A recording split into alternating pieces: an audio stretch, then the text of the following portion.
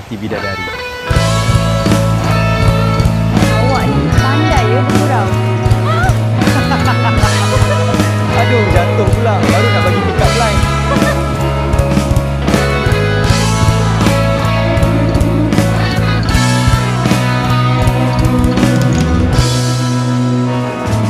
Pertama kali aku bertemu seorang gadis seperti dia.